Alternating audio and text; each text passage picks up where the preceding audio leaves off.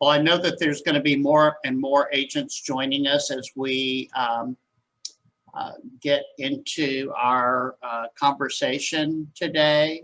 We're going to talk a lot about some things that we're dealing with because of the market.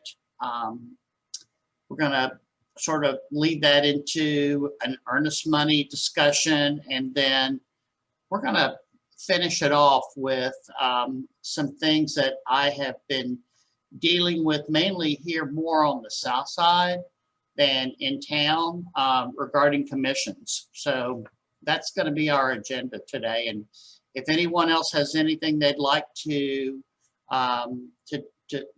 for us to speak to, feel free. Just raise your hand and we'll call on you. And we're going to get started. So Carlson, I'll let you kick it off. How about that?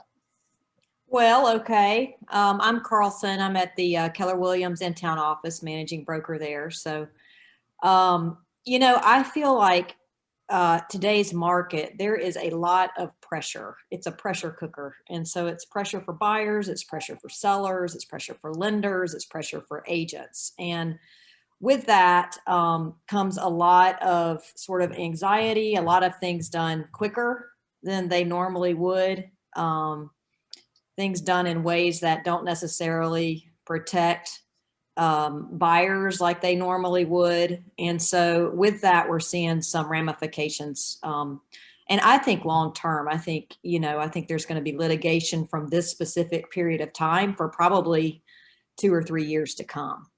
So I guess we just kind of wanted to sort of talk about some of those things, things you guys are seeing, how we can continue to protect our clients in the best way we can, given the state of the market. So with that, why don't we just take sort of a topic, and you guys feel free to interject because it's much more meaningful when we get some group discussion going on with this. Yeah, absolutely. So I guess, Tom and I, we talk about, there's a lot of issues around appraisals right now. And so what I'm seeing is a lot of agents writing in 0 days appraisal contingency. And then what they're doing is adding a special stip that says something like, should home not appraise for the sales price, buyer agrees to pay up to $5,000 above appraised value. Okay. There's some inherent things wrong with that. First of all, if you're the one writing the offer for your buyer, you're saying that there's no appraisal contingency in that financing contingency exhibit. Then what you're doing is adding a stipulation that says, basically there is an appraisal contingency period. Are you seeing that, Tom? Yeah, I'm seeing that. And, last week in my South Fulton office, we went over Seth Wiseman's new special stipulation that he wrote regarding appraisals. And, and it's okay, it's fine. I'm not sure that it's going to make anybody's offer any stronger because it does allow the buyer to have, an out.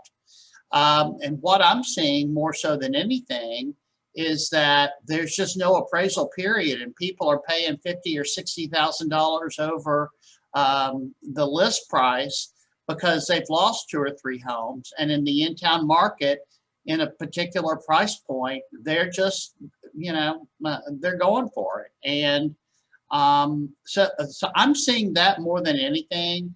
And also, buyer's agents are writing in for 0 due diligence. And then when they do their home inspection, they may find something that's not as desirable as they would like for it to be. And that's causing some issues. And it's causing some buyers to back out and lose their earnest money. So, all that being said, I think it would be great to have some discussion with the agents on the call about what they're doing or the conversations they're having with their buyers and sellers prior to writing an offer or prior to receiving an offer and setting expectations, and what does that look like for you? Anybody want to answer that? I can go into that a little bit. So for me in that situation, I explain basically, I think it's just super important from on the buyer side that they understand the risks involved with their earnest money. So if they are deciding, for example, to not include a due diligence period, they have to understand that there's no way that they're getting that earnest money back unless you are including like an appraisal contingency or something, or some other way that specifically protects the earnest money for a specific reason. But they basically have to understand that up front. With the appraisal, I've definitely used some of those stipulations that say that, you know, in the event that it doesn't appraise, you know, this is the amount that all parties agree that these, I think it's important to also word it that all parties agree that will be paid by the buyer over the low appraised or the lower appraised value. And they just have to understand like that's what they're committing to. Mm-hmm. But I think I have a question for you. With that being said, are you writing in 0 days for your appraisal contingency, or are you writing in like maybe 3? So my understanding of it is if you put 0 days down for the appraisal contingency that is written into the loan exhibit, you're just not including that appraisal contingency. You're creating your own in the special stipulations. So yes. Yeah, I think the special stipulation is going to control over that exhibit. I do think it gets a little bit confusing. The one thing that I don't personally like is when you are representing a seller, you need a bottom amount there. You have 0 days on the appraisal side, and then you say something sort of generic that the buyer will pay $5,000 over the appraised value. You're really not protecting your sellers in that event. Exactly. So I think that's the risk. Yep. And Ned Blumenthal was on one of our calls, and he was talking about there's already a lot of litigation over that because I think people are just reading it in a different way, interpreting it different than what it says actually. So we got to be real careful with that. And then, yeah, so I think on the other side with the listing agent and you're dealing with one of those, I think you have to make it that incredibly clear to the seller that if, depending on how that stipulation is written, if it just says a blank, you know, buyer is willing to pay whatever, $5,000 over the low appraised value, you aren't controlling like what that appraised value is going to be. Then they could eventually be selling it for a lot less than they actually want to sell it for. That's right. So I think that's what the Weissman stip was trying to avoid. But I've actually drafted another one, which I'd be happy to have you guys, Carlson, do you have a look at and stuff? But it's basically taking the Seth Weissman stip, but then like making it a hybrid with the traditional appraisal contingency, saying that like if it doesn't appraise, basically Seth Weissman says, if it doesn't appraise within like that set difference, like, you know, say for example, the seller or the buyer is willing to pay $10,000 of the appraised value. If the appraisal amount comes in for less than that $10,000 difference, then it's just over and kaput sort of thing. This, what I was thinking makes a little bit more sense and gives that seller the ability to like control if they'd be willing to sell it for less, is to basically add in the language that like, you know, you would provide that low appraisal to the seller within 3 days. And if you're not able to reach an agreement with the understanding that the buyer is willing to pay $10,000 over the appraised value, then the buyer can walk away. Yeah, I think that's great. I think you're right. So give the seller the option to reduce to whatever that value is, kind of like the appraisal contingency in that financing exhibit. Mm-hmm. I am seeing that in certain price points, and then in certain higher price points, I'm just saying that that they're paying, let's just say a house is listed for $650. They're coming in and saying, we're going to pay $700,000 and we're not going to have an appraisal done on it. And, you know, I've had discussions with agents in the Decatur and the South Fulton office that, you know, that's great. You just better make sure that you are checking for, you know, making sure they've got the funds to close. That's would be the one piece of advice that I would give someone in that situation before they accept it. Yeah, and I'm seeing people also getting the appraisal done within a very short due diligence. So if your due diligence is like 7 days, they are probably paying a hefty penny to have it expedited an appraisal and trying to do it all within that due diligence period as well. So yeah, can we shift gears just a little bit? Let's talk about the due diligence piece of the contract. You know, I really think, guys, I don't think you're going to lose a deal if you say, let's have 3 days to look at the property, especially if you're writing an offer that's $50,000 over list and there's no appraisal contingency. I've had that situation. I've seen that situation many times. And, you know, it just kind of prevents anything in that property that might scare the buyer. And I would almost say, with few exception, don't write 0 due days in for due diligence. I don't think you're going to lose a deal over 2 or 3 days of due diligence. That's my only point. Anybody have any thoughts on that? I completely agree. I agree. Yeah. Joel, you and I've talked about this many times. Mm-hmm. Yeah, I agree. I think that if you're representing the buyer, even really for the seller too, because we just had one where the buyer came and we were representing the listing and the seller, and the buyer came in and they said 0 due diligence. They put a hefty earnest money up, 0 due diligence, 0 financial contingency, 0 appraisal contingency, and then they wanted to switch from conventional to FHA, and the seller just did not want to switch to FHA, and so they had no recourse, you know, except for the seller. She was okay giving them back their earnest money, but first she wanted to keep all of it, and so, you know, and I knew that was not going to be a very good situation for anybody. So luckily and thankfully, she did decide to give them their money back. But I just think that when you represent the buyer, you want to have some type of due diligence, at least 3 days, maybe 2 if you got somebody that's right there on hand and they can go the very next day, get the inspection and do the inspection and get it back to you. But I think it's all good for everybody to have some type of eyes on it, because you just never know what's going on with the house. And I don't want to be in the middle of something like that, to be honest.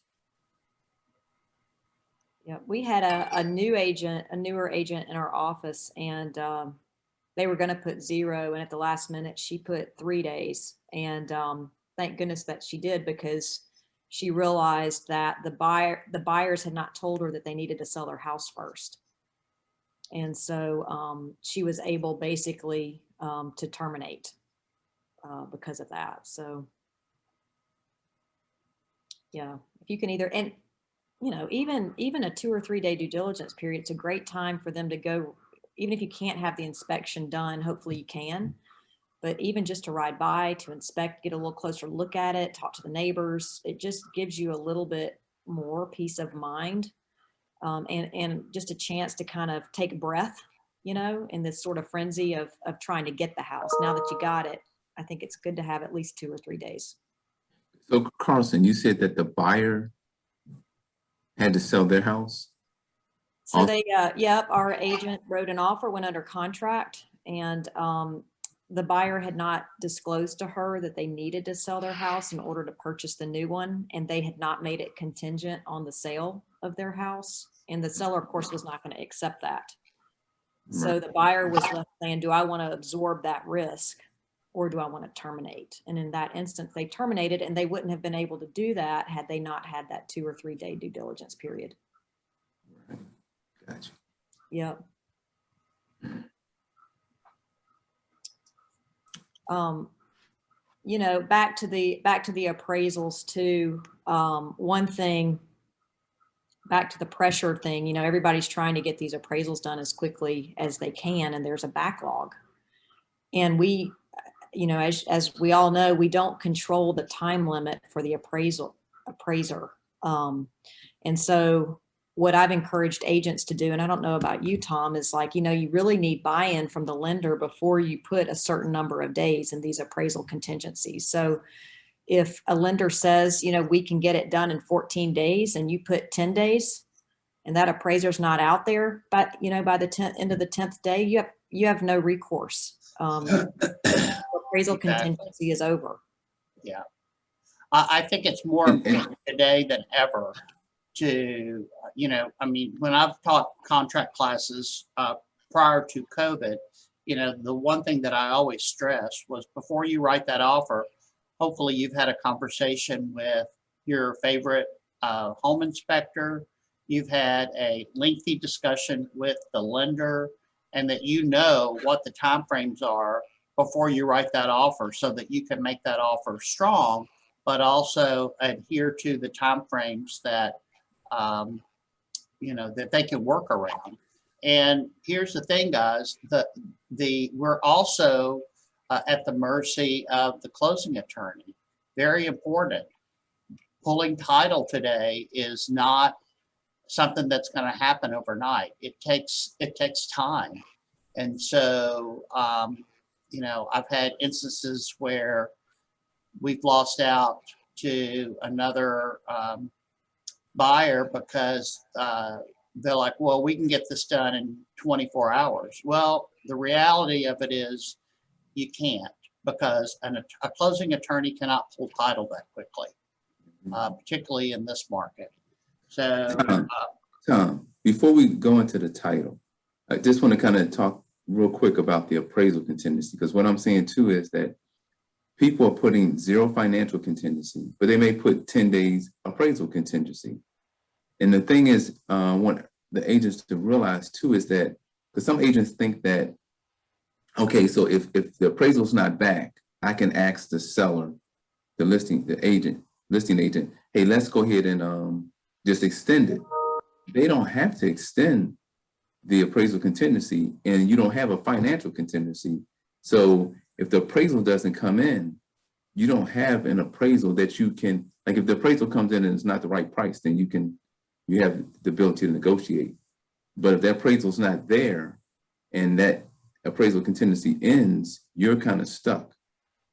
You know what I'm saying? So, and I don't know if all the agents are aware of that. Yeah, seller does not have to agree to extend that. Yeah. Seller doesn't have to agree to extend anything. Right. Right. So, but you lose your earnest money. Your earnest money. Lose your earnest money. You sure would. Yeah. Another point that's been made on one of these calls before too, that I wanted to reiterate, is when you put 0 financing days, you know, so let's say you've got a really strong buyer who's completely qualified, W-2, great income, great credit. You're not worried about them getting approved for the loan at all. But let's say they're purchasing a condo. The one risk you need to be aware of is that condo going to be approved? Because that's kind of wrapped into that financing contingency. So if you put 0 and then all of a sudden there's some issue with the condo related to the loan, then you may have just lost your client's earnest money as well, or they might lose their earnest money. So just be aware of that. If it's a condo, you probably do still want a financing contingency period. We had something like that too, where we represented the seller and the buyer was great credit, everything, putting down 20%, but there was a 39% delinquency in the condo.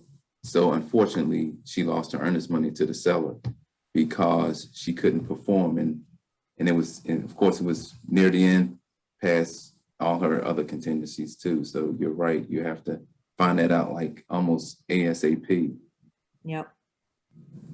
And they have a tendency, the lenders have a tendency to do that last. I don't know why. Yeah. Be one of the last things that comes in as far as the questionnaire from the HOA or the property management company.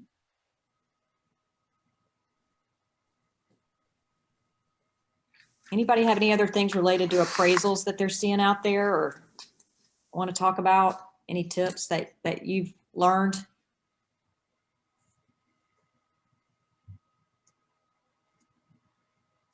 The other thing I was going to mention too is that financing contingency exhibit. It doesn't protect a buyer if they have insufficient funds to close, basically. Okay, so you're basically, when you're writing the offer, you're saying you have this amount of down payment. You're saying whether or not you have a house to sell. If, you know, these loan denial letters matter, what's in them. Yeah, they do. In regards to whether or not your client's going to get their earnest money back. And to piggyback on that, I would say, you know, when you allow a closing attorney to hold earnest money, I think that's even riskier because sometimes they don't look at those details. You know, it's just sort of a pain for them to have to look at those details. And I still think you're much better off having your broker hold your earnest money funds because number one, I'm saying that a lot of agents are not completing both the F510 and the F511. They're two forms that are both required when a closing attorney holds funds. One is that they agree to hold the funds, and the second form is that they are the holder, and it names an alternative if they decide to, that they don't want to hold it. So I've had a lot of instances, more than I care to talk about, where a closing attorney has released funds without going through the process that the contract calls for, without a termination, or have misinterpreted the contract and given it to the wrong party. That's happened more times than I would care to admit. So if you've got a favorite attorney that you love and adore, by all means, if you want them to hold it, that's great. But as a listing agent, I would be very careful about some closing attorney holding earnest money funds. That's just my little pet peeve as a broker. Barbara, you've got something? Good afternoon, everyone. Yes, I have two questions. Carlson, the first one is for you. The second one is going to be for Tom. So Carlson, regarding the financing contingency, if they realize they have insufficient funds during that financing period, whatever days they put in, they'll be able to get their earnest money back. Am I correct? If in that financing contingency exhibit, they're saying they are putting 10% down, they are warranting they have that 10%. So that is not an acceptable reason. They would lose their earnest money even within that contingency. If a loan denial letter said it was due to insufficient funds that they said they had initially, that's not a reason for them to get their earnest money back. Okay, thank you. You're welcome. My second question is, Tom, if you receive a contract, say for instance, from one of the non-board companies like Solid Source has both sides, and it's not the side that is a member of the board, and they want the closing attorney to hold the earnest money, would you attach a GAR 510 or 511 to that? Yeah, yes, because those forms were created so that the attorney can agree or not agree to hold the funds. Okay, thank you both. I would, one quick thing with closing attorneys holding funds, like I feel like there is a little bit more of a movement. I'm seeing more and more of that going on. I think a lot of times what closing attorneys are doing is if there's any sort of gray whatsoever, they are just kind of washing their hands and saying, you know, it can go to interpleader. And you know, if you guys can't come to some mutual decision on it, we'll just send it to interpleader, which means it's going to the courts, and really nobody wants that. Especially, you know, typically earnest money is not going to be that substantial to argue about it in the courts, and the non-prevailing party would then also be liable for the attorney fees and any sort of fees associated with that interpleader. So interpleader is in my opinion, a bad option for earnest money, and nobody really wants that. So Yeah. In 23 years in real estate, I've never had to interplead funds. Can I ask the question, going back to what Barbara, is okay to use both the GAR form and a non-standard contract and use them intertwined together? That's okay to, because I mean, the answer is we're members of the association, you know, our board. And so I would definitely use the GAR forms, even if I have to transfer them onto a separate form, if necessary. That's my answer. They're there to protect realtors, honestly. So that would be my preference. Is a contract enforceable if it's not on that form? Yes, it is. But I think, you know, us being members of the board, we need to do what we can to try to use those forms. Tom, do you want to say anything? Yeah, I mean, my standard response is I would always counteroffer on a GAR form. The GAR form has so much more protection for realtors and also for your clients than the non-GAR forms that I've seen come across my desk. So those are the forms that we're more familiar with, and that's what I would do if I were in a situation where I'm receiving an offer on a non-GAR form. I would just counter it on a GAR form. Barbara, but everything Carlson just said is true. I mean, it is an enforceable contract. Mhm. It's just not as much protection in those forms as the GAR form. Yes, I want to state that to first answer Joe's question, yes, you can use the forms interchangeably.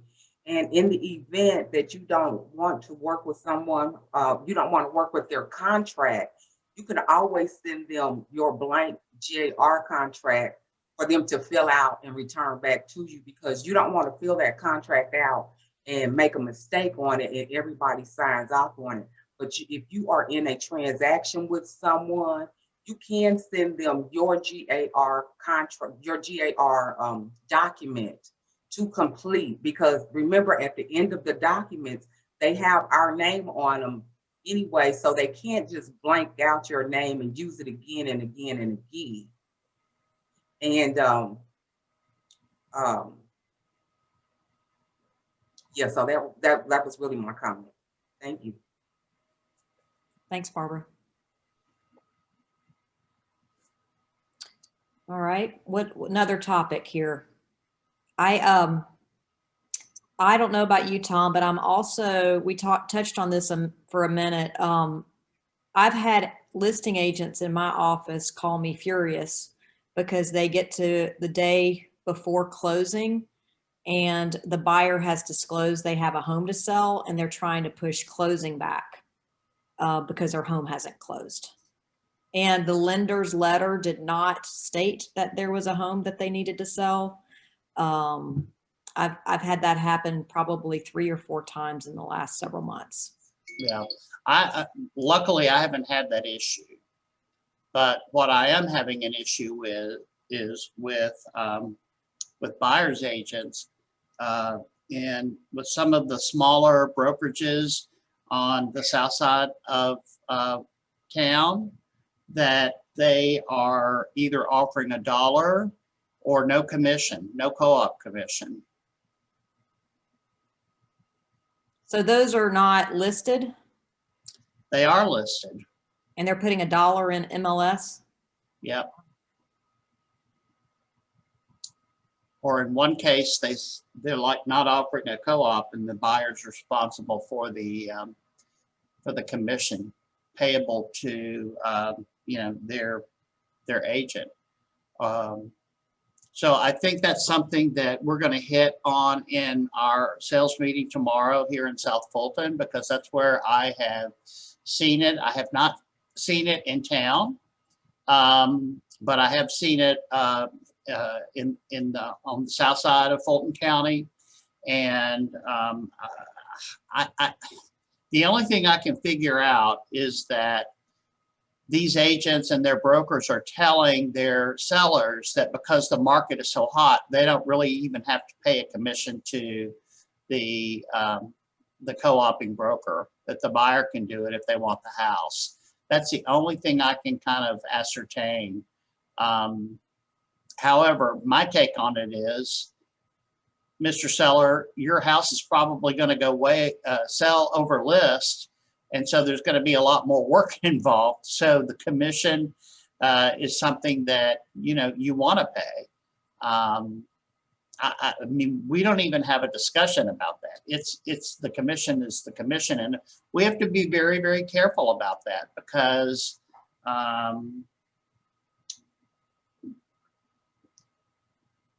we can't come from a position where we, you know, are setting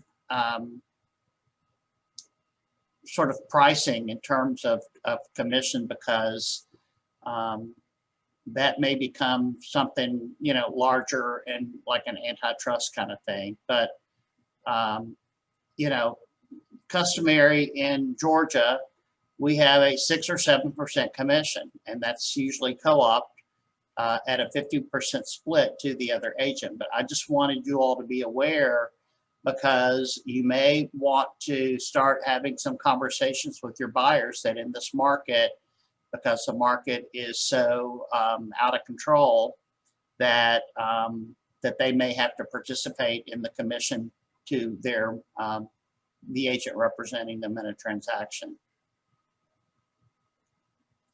I wonder what MLS thinks of that, like the, you know, putting $0 or $1 or. They can't set pricing, and I mean, Yeah. they can't get involved in that. So one thing, you know, on your buyer brokerage engagements, it's real important. There is a field there that says who pays the commission in the event the seller does not. Okay. And what is that percentage? So that's where that comes into play. So Yeah. if you want to make We're going sure. to talk about that more in our sales meeting tomorrow here in South Fulton. I may hit on an indicator too, but we really haven't seen it in the in-town market. But again, you know, sometimes it's not really a comfortable conversation to have when you're having your buyer meeting with those buyers. But I think that, you know, we're going to have to get comfortable with it if you want to get paid, because if this continues to be a trend, which I hope it's not, you know, it's going to be more important. Those conversations are going to be more important to have with buyers. Yeah, that's interesting. I hadn't heard that. Barbara, do you have your hand up? Yes, I do. And this will probably be the last time you guys call my name today. No, it's okay. We love hearing from you. I want to ask, so if they have the commission as $1, would that also have to be stated on their seller listing agreement that they're just going to co-op for $1? Well, it should be, but you know, we are not privy to those documents. So I haven't had one yet that's actually gone to contract and closed, because I would be not very happy if I got to the closing table and my buyer had to pay my commission and that listing agent got 5%. Right, I do agree. Another thing, I wanted to mention that I've heard builders have even started doing the same thing, telling the agents that their buyer has to pay the commission on new construction. And I want to just add one more statement and find out if you guys have heard of this. I saw a listing that stated that if you had been in a transaction with the listing agent within the last 12 months, your commission was going to automatically be reduced. And this was actually stated in the listing itself online. So that was the first time I had ever seen that, and I have a little problem with it. I said I was going to go to the Georgia Real Estate Commission about it because it sounded just a little shady to me. I just wanted to know what you guys, have you heard of it? Have you seen it before? I have not seen I that. haven't seen that either. Me So what either. you're saying is that the agent is advertising that if you've co-opted with them in the last 12 months, your commission's going to be reduced? If they go into another contract with you, yes. Oh, yeah. So maybe I will take it Here's to the thing, Georgia guys. I want everybody to be very clear about this. This market is not going to be this way forever. I've been in business for 23 years. A lot of you have been in business for a long time. We have seen the ups and downs in the industry over the last 20 years. It's not going to be this way forever. And those agents that position themselves that way are going to be out of business when the market shifts. That's all I've got to say about that.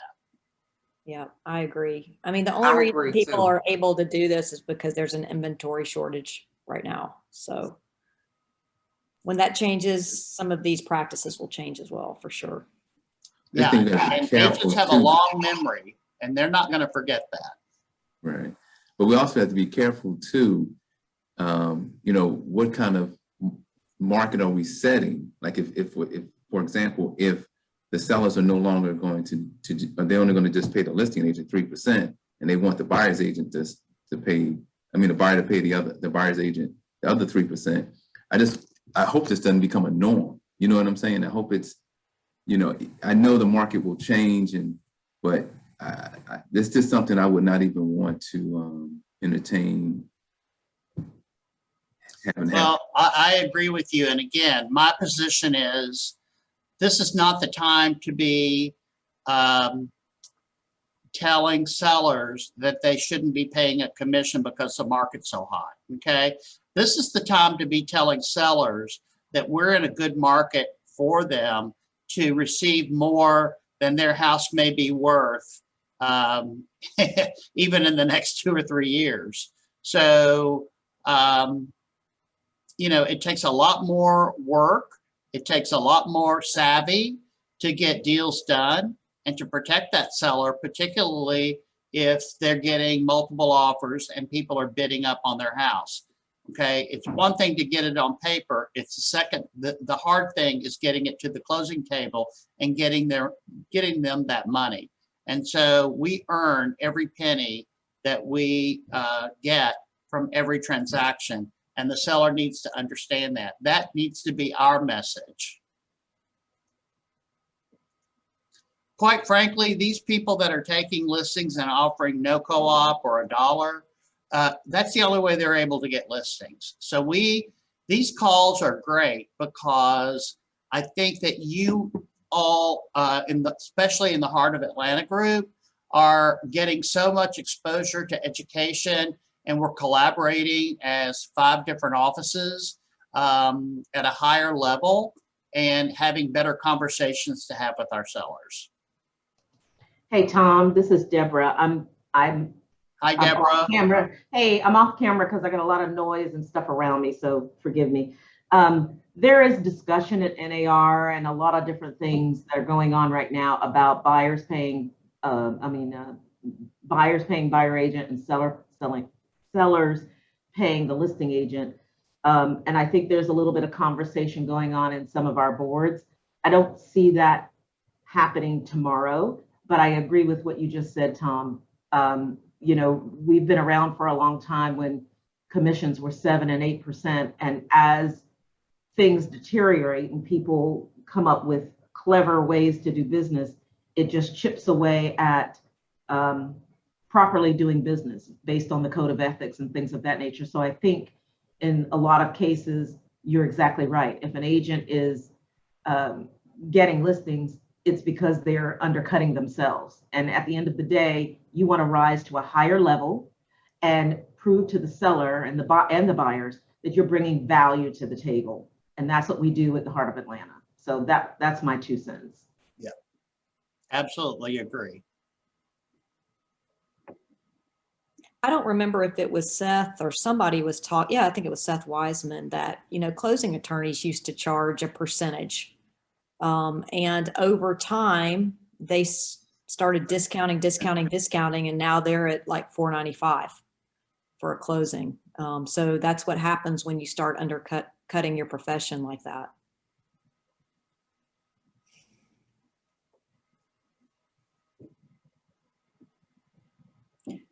Couple other things I was going to mention is, when you have, I've seen this happen a couple of times, and I just want people to be careful of this because of, such a short due diligence period when it relates to earnest money. When you have a buyer that is wiring that earnest money, just make sure you are checking with the office that that wire has been received.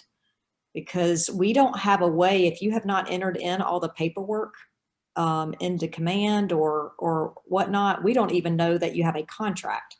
So if the agent's not following up on that and all of a sudden your buyer has not turned in or not wired that earnest money, even when they said they have, you as an agent need to be following up, because if they have not, we have a duty as the holder to notify all parties.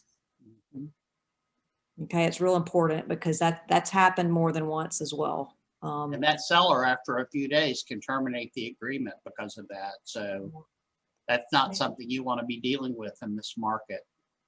And what's happening is people, without a due diligence, or really they don't have a way out and they haven't turned in that earnest money. And that seller may be due that earnest money if that buyer terminates.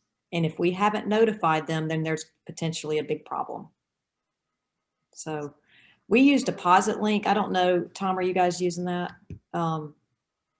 Anyway, there's just make sure that your buyers, even when they say they have, make sure that you have, that they've turned in that earnest money. That would be a wise suggestion. So can I ask a question? I promise that was gonna be the last time, but Of course. could you guys talk a little bit more about that earnest money if it's not received in the proper way to, because it's not an automatic termination of the contract if it hasn't been received. So can you talk about that a little more and the steps that you need to take before trying to terminate that contract? Well, it's in the contract that if the earnest money is not deposited as per the what it says on the front page of the contract, let's just say it's supposed to be deposited within 3 days. On that 4th day, if we don't have it, we are required to notify the other party that we haven't received it. And we have to notify the buyer and the seller.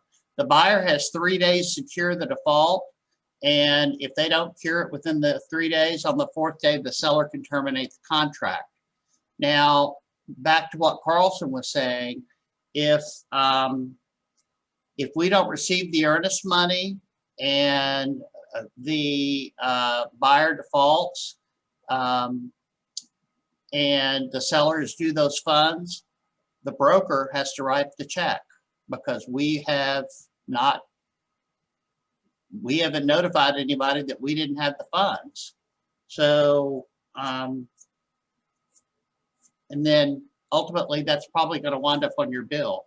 So it's very important that that you check and make sure that those earnest money funds have been collected and have been deposited in a timely fashion. Thank you for clarifying that. Mm-hmm. Yeah, handling other people's money is the quickest. Mishandling other people's money is the quickest way to real estate jail. Just remember that. One other thing I wanted to bring up too is in this sort of frenzy that we've been in with backup offers and multiple offers and counter offers, make certain that you're anything that is under contract or could be under contract is properly terminated before you move forward with another offer. Whether it be a backup or if there are multiple offers. We just, we had an interesting situation where the counteroffer, the seller sent the buyer a counteroffer out, and the buyer's like, well, we're gonna counter that counteroffer. In the meantime, our seller gets another offer. So they send over a withdrawal to withdraw their last counteroffer to that first buyer. Is everybody with me? Yeah. And so what happened was that first buyer went ahead and accepted that counteroffer before the withdrawal was sent, and our agent didn't realize it. They said they were not going to accept that counteroffer, and they went ahead and accepted it. And he, long story short, there was a mishap with checking emails and things like that, but things are just moving so quickly. You just need to make sure that something has been properly terminated before moving forward with something else.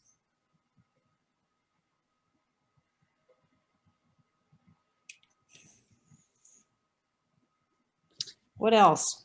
Who's having it's a great time to ask any questions that you guys have, or anything you've been struggling with, anything you're seeing out there. Are you seeing things?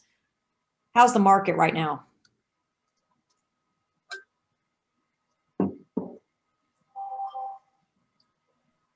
It's still crazy, Carlson. Still as many offers as there have been? Hadn't slowed down any in July? It seems like it to me. Anybody else?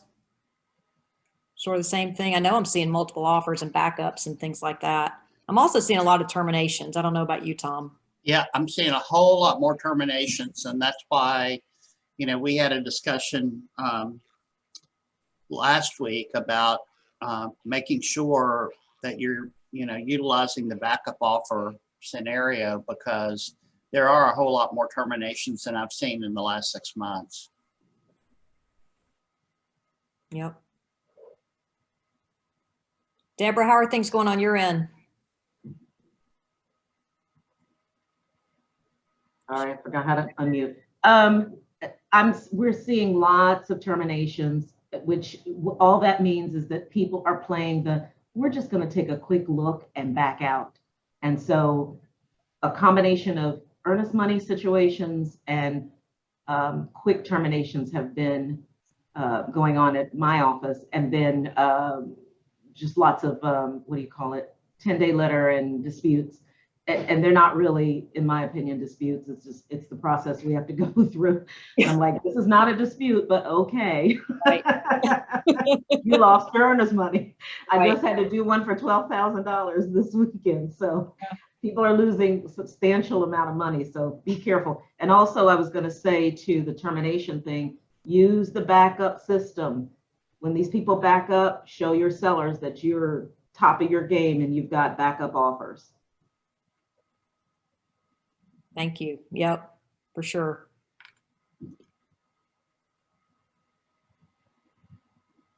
Anybody have anything else they want to add before?